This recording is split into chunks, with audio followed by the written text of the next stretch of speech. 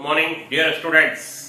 बच्चों, हम लोग लीनियर इक्वेशन चैप्टर पढ़ रहे हैं और लीनियर इक्वेशन में हमने आपको पहले सॉल्व करने वाले क्वेश्चन बताए, फिर उसके बाद जो है टू इक्वेशन है अगर तो उन्हें सॉल्व करने के बारे में बताया, और उसके बाद बच्चों मॉड के क्वेश्चन आ रहे हैं। मॉड के क्वेश्चन अभी पहले से ही वो सिलेबस में नहीं है एनसीईआरटी के अकॉर्डिंग, और अब तो वो बिल्कुल ही काम नहीं आएंगे।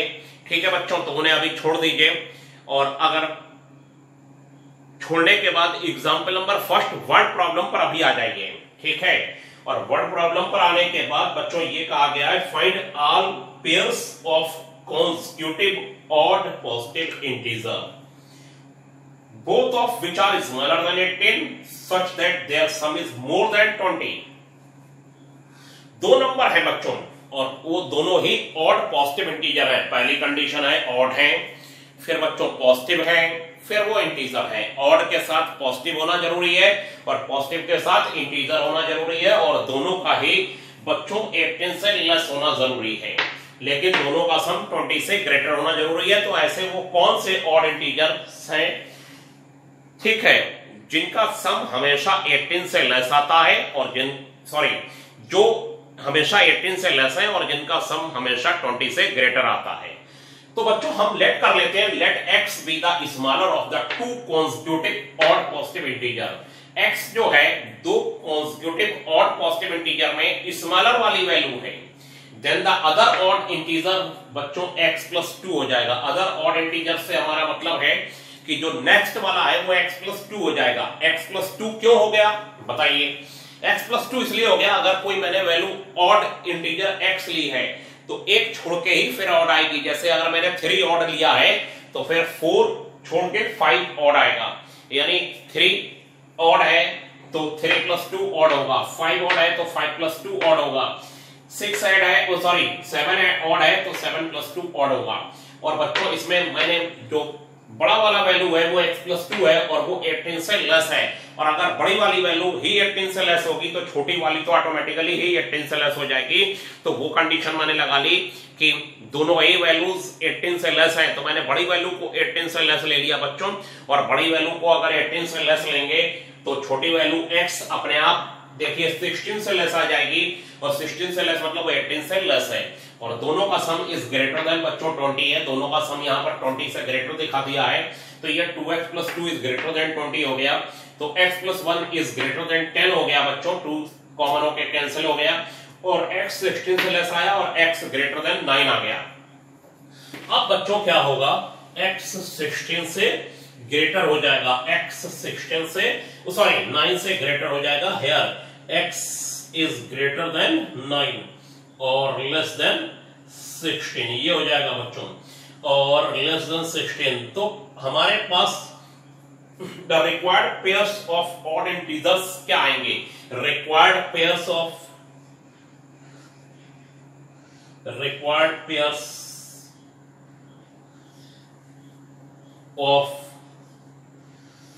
ऑड इंटीजर्स बच्चों आ जाएंगे 11, 13।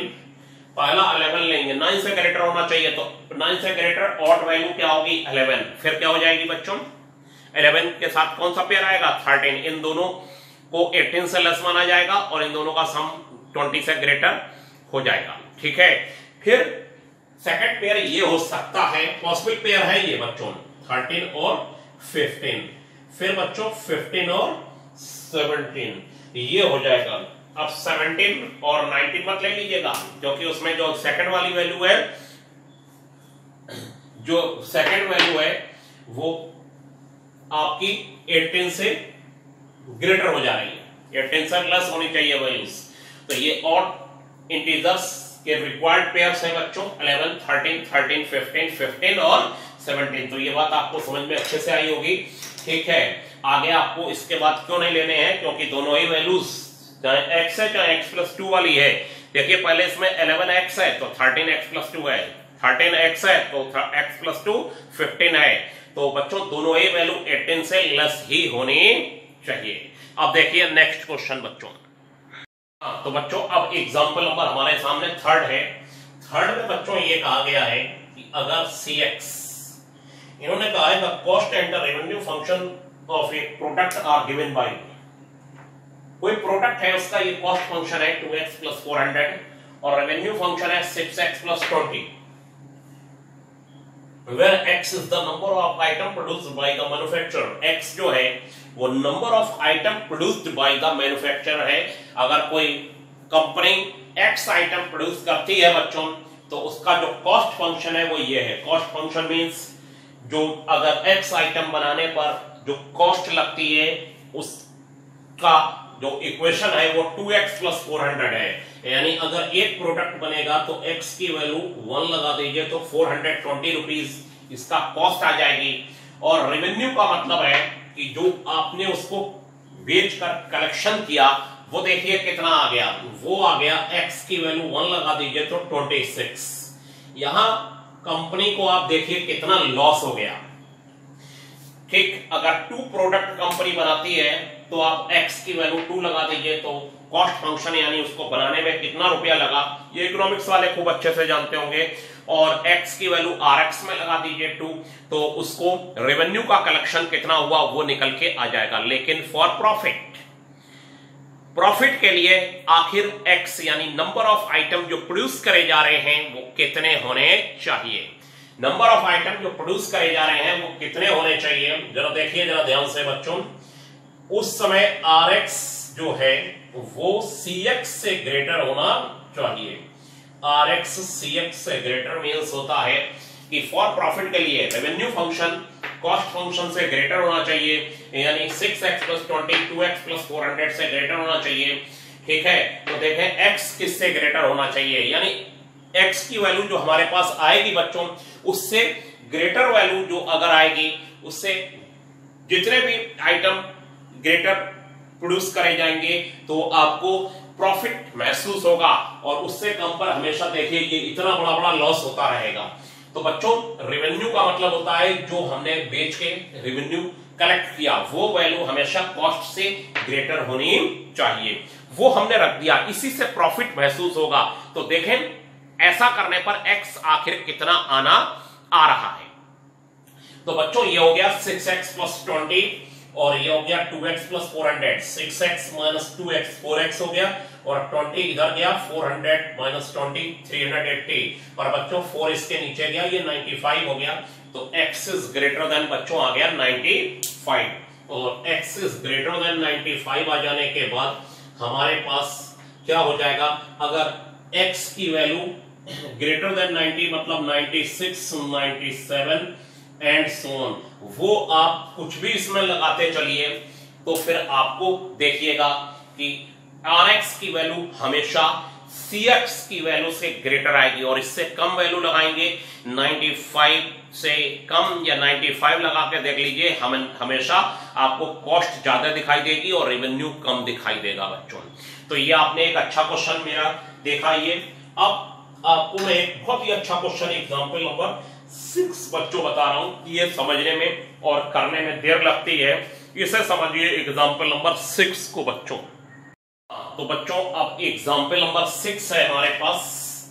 एग्जाम्पल नंबर 6 में देखिए क्या कहा गया है कि a manufacturer has 600 litres of 12% solution of acid. एक कंपनी है उसके पास 600 लीटर सॉल्यूशन है और उसमें 12% बच्चों एसिड है। 12% एसिड से हमारा मतलब है कि आपने देखा होगा लैब में जो लोग पीसीएम के हैं वो तो फिलहाल जानते होंगे, जो नहीं है वो भी जान लें कि कंसंट्रेट HCl रखा है और डाइल्यूट HCl रखा है।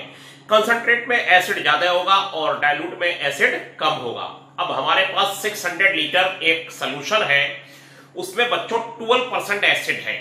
12% एसिड का मतलब है उसमें 72 लीटर एसिड है और बाकी सब वाटर है। इसमें ये एसिड है 72 लीटर और बाकी वाटर है सब इसमें, मतलब इसकी एसिडिटी जो है वो 72 लीटर्स की है, यानी 12% का एसिड है इसमें। तो वो कहते हैं कि इसमें कितने परसेंट 30% एसिड मिला दिया जाए, जिसमें 30% एसिड है वो कितना लीटर मिला दिया जाए कि जो रिजल्टिंग मिक्सचर है वो 50% एसिड से ग्रेटर हो और 18% से लेस हो। अब फिर से सुनिए, ये थोड़ा सा कठिन क्वेश्चन है। 600 लीटर का एक हमारे पास सोल्यूशन है, उसमें 12% एसिड है। अब उन्होंने हमसे मिलाने को क्या कहा है, मिलाने को ये कहा है कि 30% वाला जो एसिड सोल्यूशन है वो इसमें मिला दीजिए। अब क्या होगा, ये 12% से इसका एसिड बढ़ने लगेगा, इसकी एसिडिटी बढ़ने लगेगी, और 30% वाले की एसिडिटी कम होने लगेगी, और आपस में फिर मिक्सचर नया बनने लगेगा। उसकी एसिडिटी ना 12% रह जाएगी ना 30% रह जाएगी, और इससे डिफरेंट आने लगेगी। तो वो कहते हैं कि कितना ये एक्स मिला दिया जाए, कितना लीटर मिला दिया जाए कि जो रिजल्टिंग मिक्सचर है बच्चों वो 15% से ग्रेटर हो और 18% से लेस हो एसिडिटी में, मतलब उसमें एसिड जो है वो 15% से ग्रेटर हो और 18% से लेस हो। तो हम बच्चों लेट कर लेते हैं, let's x litre of 30% acid solution be added to 600 litres of 12% solution of acid.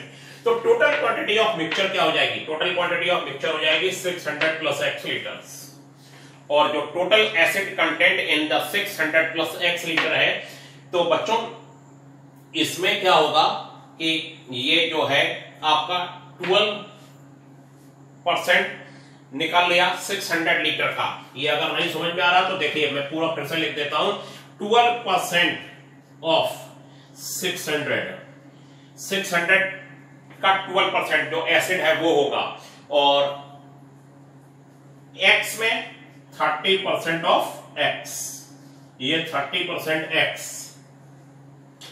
पहले तो आप ये समझ लीजिए कि एक 600 लीटर का हमारे पास सॉल्यूशन है, उसमें 12% एसिड है। 12% एसिड होने के बाद उसमें हमने एक सॉल्यूशन और मिलाना शुरू किया, वो x लीटर मिलाना शुरू किया, और उसमें हमारे पास 30% एसिड है।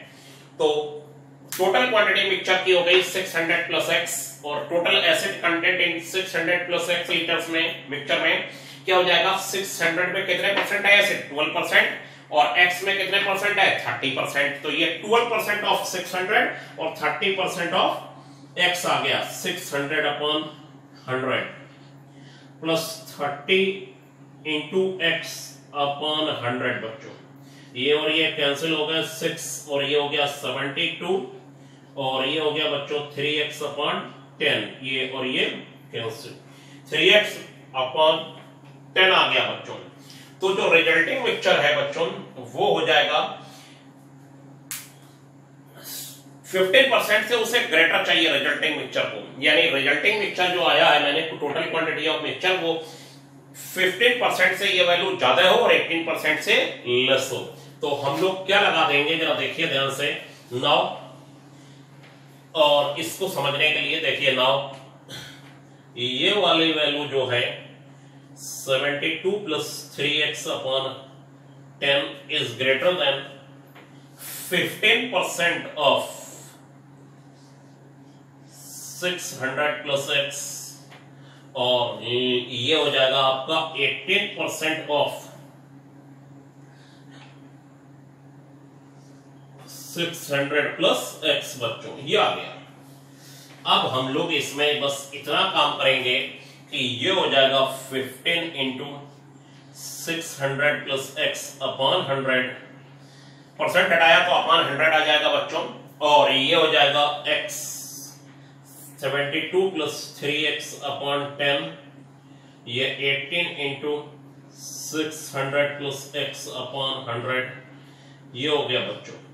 अब हमें x की वैल्यू निकालनी है, कहां से कहां तक लाई कर रही है, x की वैल्यू को कहां से कहां तक लाई हो रही है वो निकालना है। तो इसमें ये काम किया जाएगा बच्चों, इन दोनों को एक साथ ले लीजिए, इन दोनों को पहले, now 15 into 600 plus x upon 100, और ये हो जाएगा 72 प्लस 3x अपॉन 10, और फिर इन दोनों को ले लिया जाएगा, पहले फर्स्ट और सेकंड, फिर सेकंड और थर्ड। तो ये हो जाएगा 15 600 plus x upon 100, 72 720 plus 3x upon 10 हो जाएगा बच्चों, ये और ये कैंसिल, 10 इधर आए, और ये दिस प्लस 15x और ये बच्चों 7200, 10 की इधर मल्टीप्लाई तो 30x हो गया। ठीक है, ये हो जाने के बाद आप ये इधर भेज दीजिए तो 15x और ये 7200 इधर भेज दीजिए। तो बच्चों इसे मैं पहले यहां पर लिख देता हूं और ये हो गया आपका 9000 माइनस 7200 और ये हो जाएगा 30x माइनस 15x, ये हो गया बच्चों 0 और 8 और 1 is greater than 15x is greater than 1800। अब बच्चों 15 इसके नीचे जाएगा, 15 बन जा 15, 15 2 जा 30 और ये this x is greater than बच्चों 120 आ जाएगा। x इज ग्रेटर देन 120 आ गया बच्चों, x 120 से ग्रेटर होगा और बाकी बाद वाले दोनों ले लेंगे तो x किससे लेस होगा वो पता चल के आएगा। जरा वो देखें क्या होगा, x इज लेस देन क्या हो जाएगा, उसको भी समझना पड़ेगा हमें ध्यान से। अब बच्चों हम लोग यहां पर इसको लिख लेते हैं। नाउ अगेन आपने देखा मैंने शुरू के पहले 2 लिए फिर बाद के 2 ले रहे हैं। 72 plus 3x upon 10 is less than 18, 600 plus x upon 100 ये आ गया बच्चों और x 120 से ग्रेटर हो चुका है और 120 से ग्रेटर हो जाने के बाद फिर ये वैल्यू है बच्चों और इसे ध्यान से देखिए और ये जो हो जाएगा फिर एलसीएम ले लिया जाएगा और ये हो जाएगा 720 प्लस 3x अपॉन 10 और ये हो जाएगा 18 और 600 प्लस x अपॉन 100 और ये कैंसिल, 10 की इधर मल्टीप्लाई फिर 7200 प्लस 30x और ये मल्टीप्लाई हो जाएगी 18 इंटू 600, 18 इंटू 600 प्लस 18x। बच्चों 18x इधर भेज दीजिए तो 30x माइनस 18x और ये 18 इंटू 600 प्लस 7200 माइनस करके, ठीक है। और ये वैल्यू जो हो जाएगी हमारी प्लस का 12x हो जाएगी इज लेस देन, ये वैल्यू जो है 18 6 जा कितनी होती है वो देख लिया जाए और ये होती है पहले 0 फिर 0, ठीक है बच्चों, और 1088 माइनस 7200 और 10800 और बच्चों 7200 माइनस होगा 00 और 6 और 7 3 और ये हो गया 12x और ये 3600 x इज लेस देन 300। तो बच्चों x इज ग्रेटर देन 120 आया और लेस देन 300 आया। x 120 से ग्रेटर होगा और 300 से बच्चों लेस हो जाएगा। तो पहले हम लोग 120 से ग्रेटर निकाल चुके थे। पहले हमने क्या करा, पहले आप समझ लीजिए क्वेश्चन। एक हमारे पास सॉल्यूशन है जिसमें हमारे पास कुछ परसेंट एसिड मिला हुआ है। अब वो सॉल्यूशन की क्वांटिटी है 600 लीटर और उसमें 12% बच्चों एसिड है। अब हम उसमें एक और मिक्सचर जिसमें खुद एसिड है उसमें 30% एसिड है मिलाना शुरू करते हैं, तो दोनों ही सॉल्यूशन के एसिड एक का बढ़ने लगेगा 12% वाले का और 30% वाले का कम होने लगेगा और किसी फाइनल पोजीशन पर आके हम लोग रुक जाएंगे।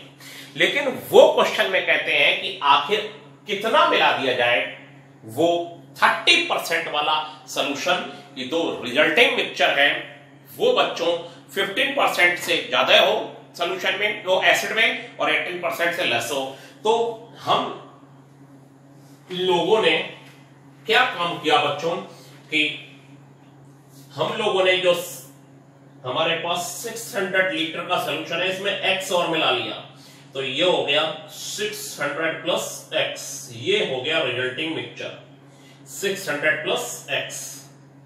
और 600 प्लस x हो जाने के बाद बच्चों इसमें हमारे पास जो टोटल एसिड है वो है 12%, तो 12/100 और ये है x इंटू 30/100, x का 30% ये, तो ये हमारे पास टोटल एसिड है, ये टोटल एसिड जो x लीटर और 600 लीटर में एसिड कंटेन करता है वो हमने निकाल लिया, और ये वैल्यू जो मिक्सचर है उसमें 15% से ज्यादा होनी चाहिए और 18% से लेस होनी चाहिए। तो वही हमने लगा दिया कि ये वैल्यू 15% ऑफ टोटल सॉल्यूशन कितना लीटर था, 6 हो गया था 600 प्लस x लीटर। ये 15% 600 प्लस x लीटर का 15% निकाल लिया और 18% निकाल लिया, और ये 18% से लेस होना चाहिए और 15% से ग्रेटर होना चाहिए 600 प्लस x,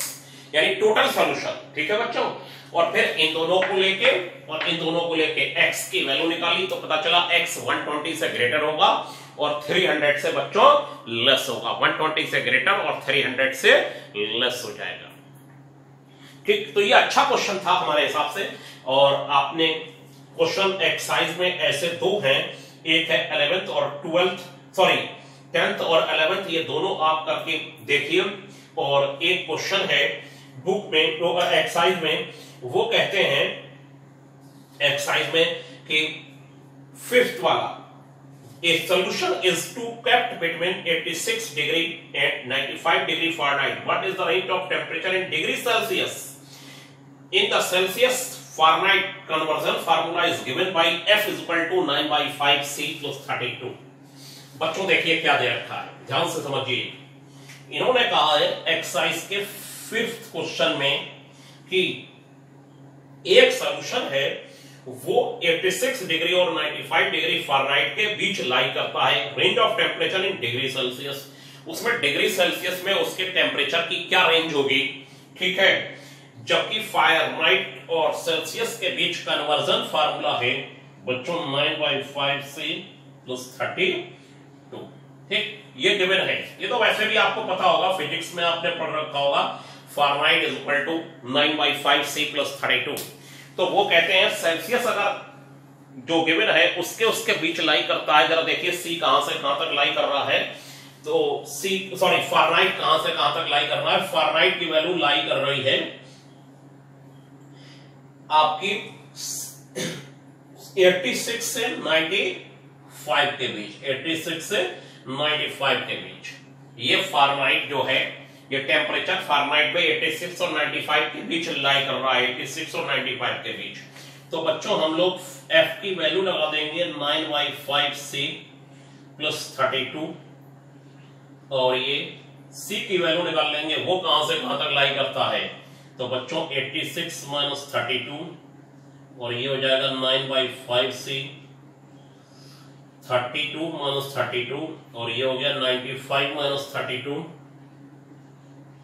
32 से 32 कैंसिल, और ये 6 2 4 8 3 5 54, 9/5 C बच्चों, और ये हो जाएगा 5 2 3, और 9 माइनस 3 6 63। अब हम 5/9 से मल्टीप्लाई कर दें तो C निकल के आ जाएगा कहां से कहां तक लाई करता है। ये मैटर है, सब क्वेश्चन थोड़े डिफरेंट है। फ़ारेनहाइट टेम्परेचर 86 और 95 के बीच रहता है। फ़ारेनहाइट और सेल्सियस का रिलेशन ये है, फ़ारेनहाइट की है सेल्सियस वैल्यू लगा दी और C निकाल लिया 32 माइनस, और 5/9 से मल्टीप्लाई करके, तो बच्चों ये हो जाएगा 5/9 से आप मल्टीप्लाई कर दीजिए इसे, तो ये हो जाएगा 9/5 इंटू 5/9, और ये C, और ये 63 5/9, 9 7 जा 63, 9 6 जा 54, और बच्चों ये और ये सब कैंसिल हो जाएंगे।